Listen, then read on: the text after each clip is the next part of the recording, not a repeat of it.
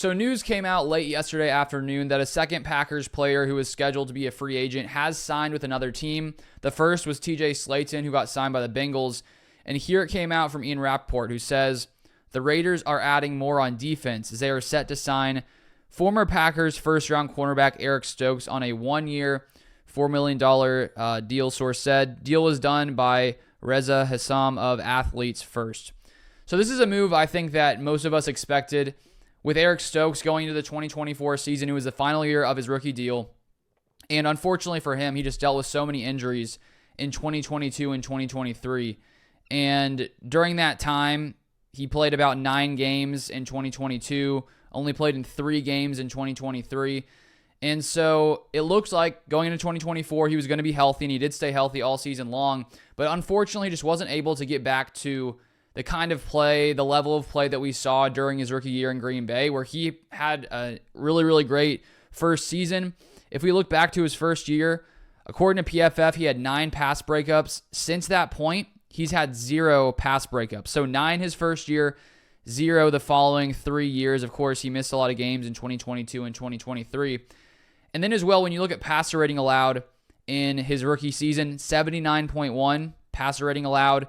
And in the following 3 years, he allowed a 125.8 passer rating, 152.9, and then 96.7 in 2025. So I think for Stokes, the best case scenario going into 2024 was that he got back to how he looked in his rookie year. And if that was the case, I do think he would still be here in Green Bay. But unfortunately, he just has never been able to get back to, that level of play. And maybe it's because of his injuries, and that has maybe taken away some of what he was able to do in his past. But now the Raiders have brought him in.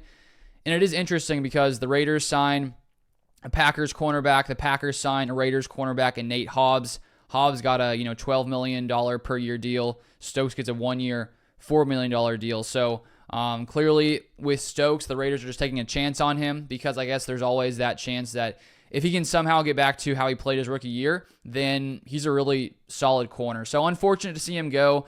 And now when we look back to the Packers 2021 draft class, it's not looking too great. Currently, the only player on the Packers roster from this 2021 draft is Isaiah McDuffie, a 6th-rounder who was added in the past couple weeks back with him, slated to be a free agent. They decided to bring him back, and he's played a lot of snaps last year, started a majority of the time. And so he's really the only guy here with TJ Slaton signing elsewhere.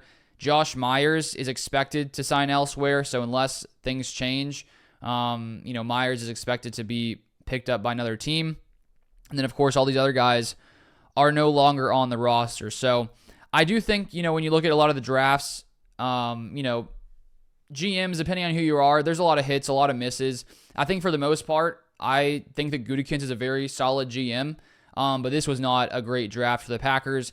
At least you did get, lots of years of Josh Myers starting at center. So even though he didn't come back, it's not like you didn't get some valuable playing time from some of these guys. But, I think the one guy, TJ Slaton, 5th-rounder, signing for 2 years, about $15 million. That was a solid pickup in the 5th round. Same with Isaiah McDuffie. So it wasn't a complete failure, but to only have one guy in your team, shows that they didn't really live up to the expectations the Packers had when they drafted them. So that's pretty much it for this video. For more Packers news, feel free to subscribe down below, and I'll see you guys next time.